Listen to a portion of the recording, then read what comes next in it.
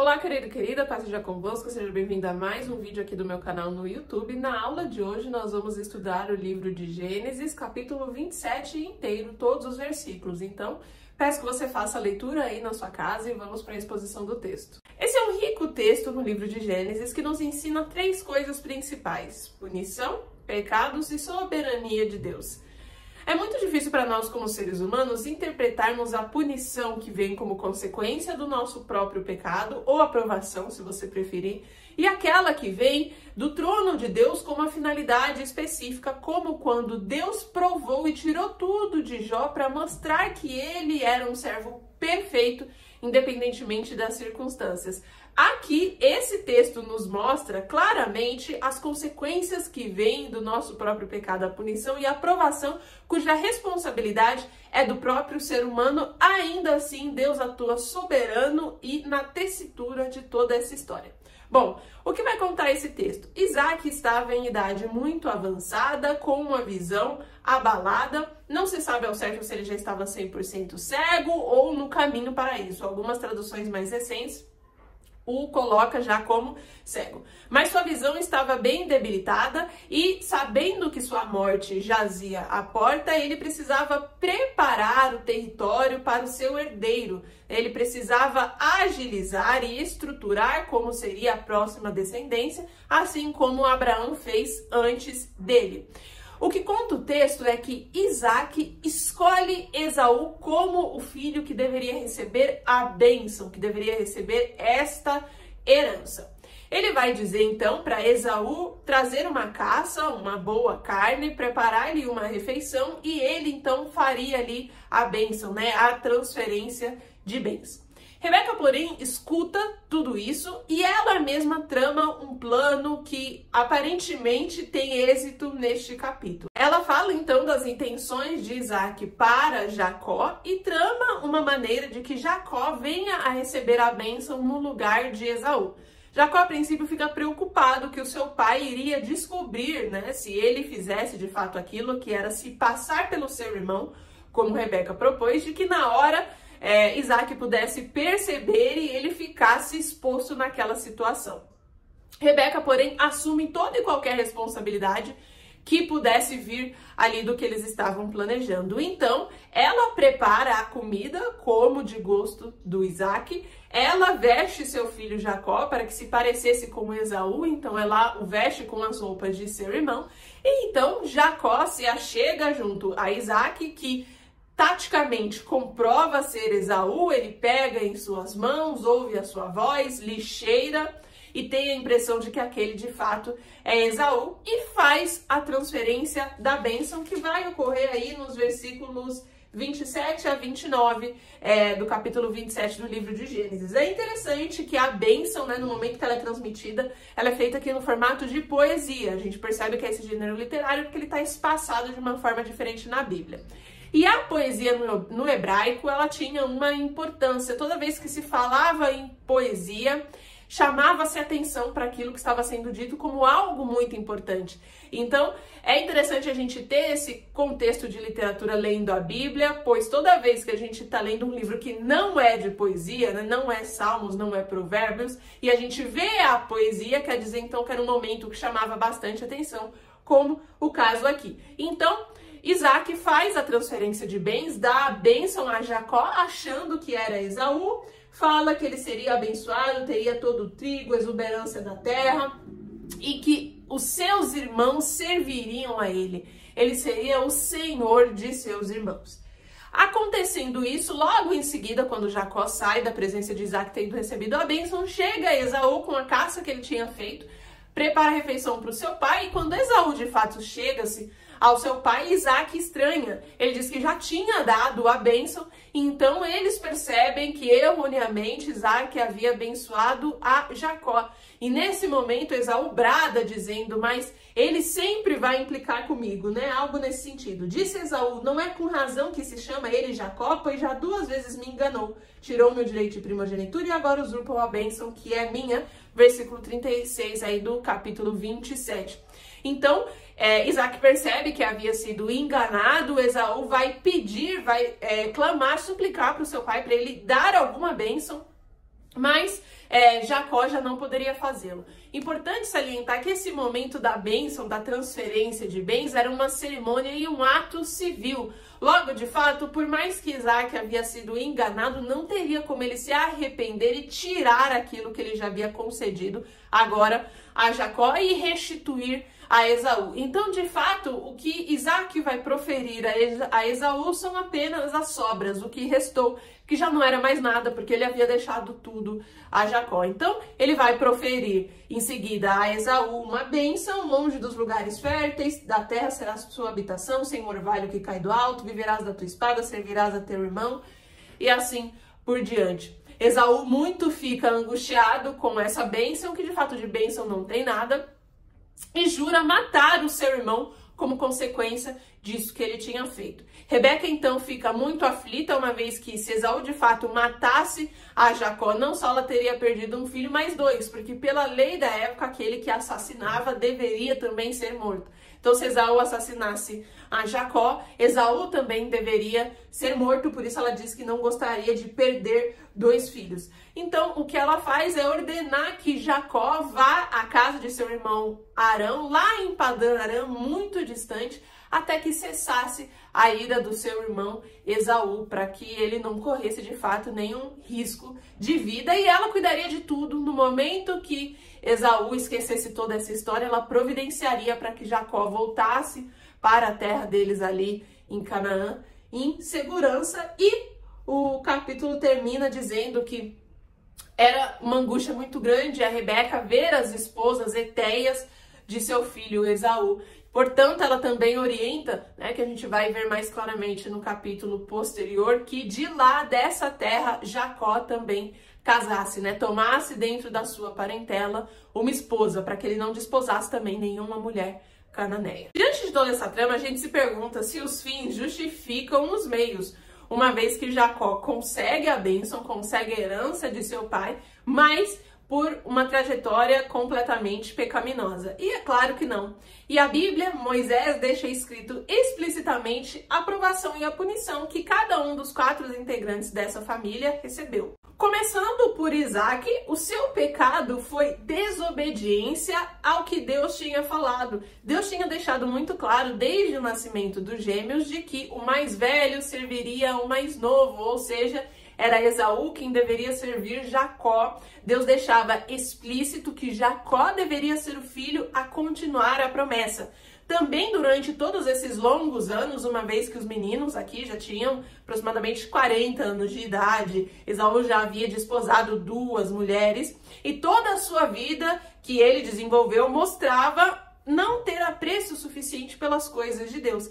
Ainda assim, por um elo, uma predileção pessoal, Isaac vai por cima de tudo para tornar esse filho Esaú o filho que receberia a bênção, o filho que continuaria a promessa, em contraste com aquilo que queria Deus e em contraste com aquilo que sua esposa havia observado. Por mais que em contrapartida Jacó então se tornou o predileto de Rebeca, ela queria que Jacó recebesse a bênção não por essa predileção pessoal, e sim porque era a vontade do próprio Deus.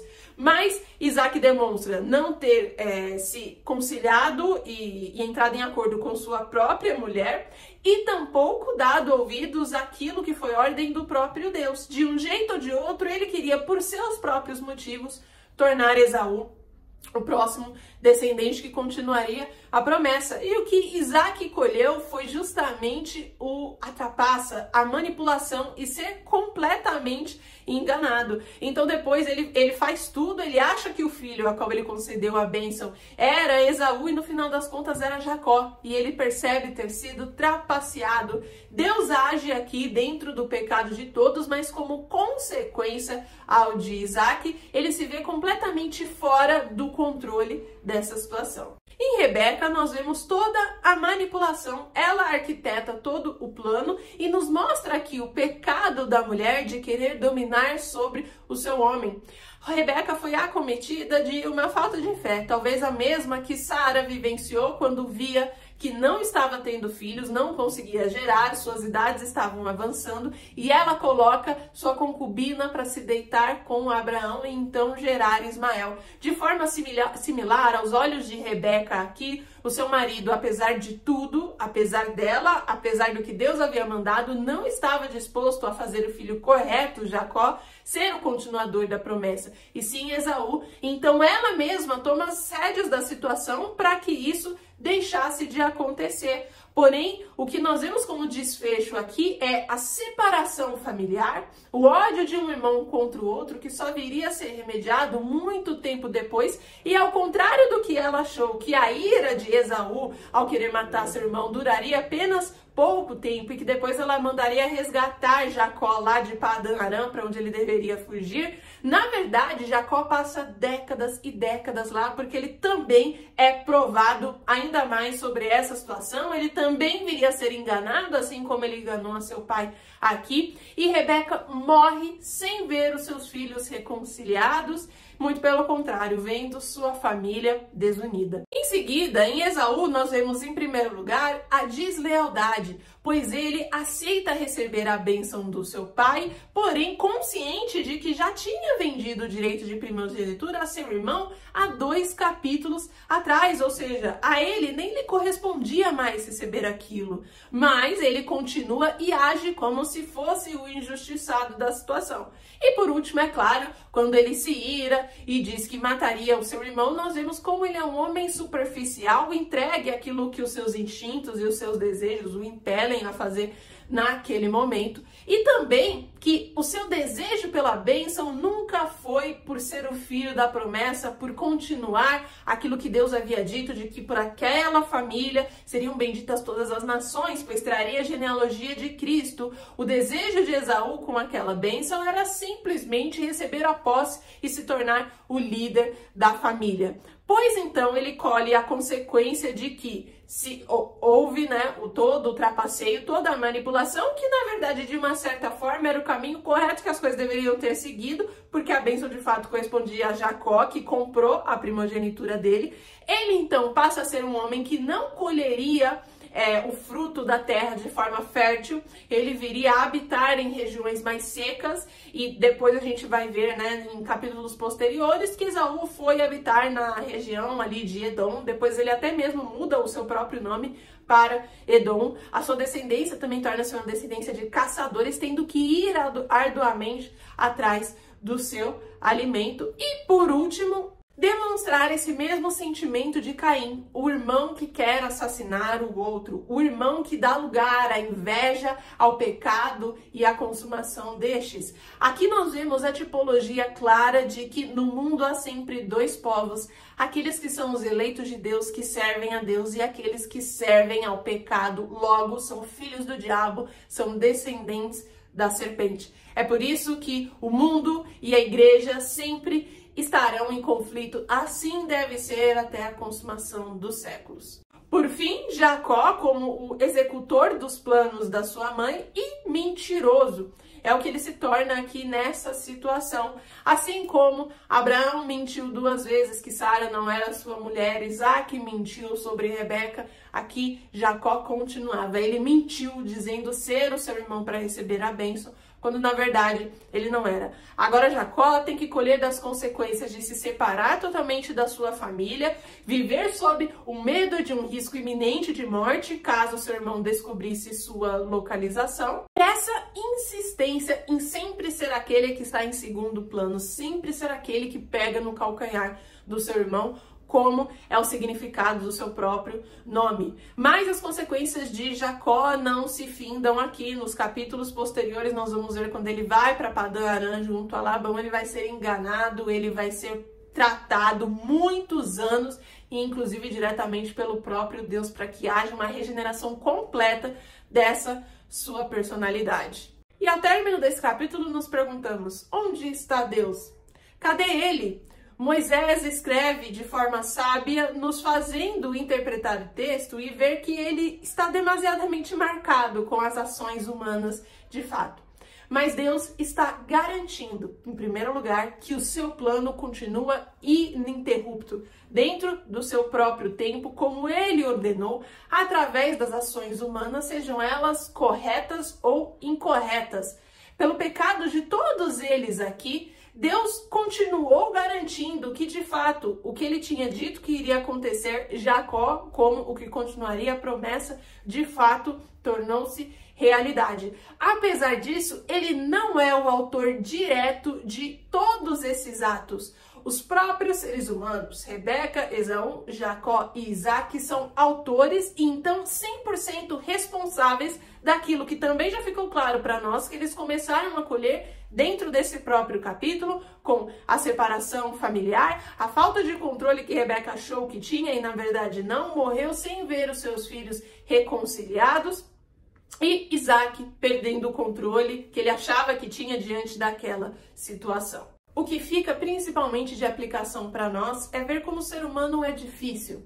Desde a fundação do mundo, desde sempre, Deus deixa claro o que Ele espera de nós, aquilo que é correto e incorreto, para onde devemos seguir, o que devemos esperar. Ainda assim, os nossos próprios desejos e as nossas próprias concupiscências faz com que demoramos muito mais para alcançar a tal promessa. Assim fizeram Sara e Abraão ao terem filho com a concubina, pois percebiam que a esterilidade se estendia, assim como o avanço de sua idade. Assim, percebeu Rebeca com a dureza de coração de Isaac e sua vontade em tornar o filho incorreto, aquele que continuaria como portador da promessa. Mas o que tudo isso tem a nos dizer, a nos contar? Esses homens que mentem, esses homens que falham, que manipulam, por que essa estaria sendo a nação eleita por Deus? Porque Deus não escolheu outros povos, os avançados egípcios, os sírios. Porque Deus escolheu essa família de semi-agricultores nômades durante essa terra? Para nos mostrar que a nossa salvação de fato é por fé.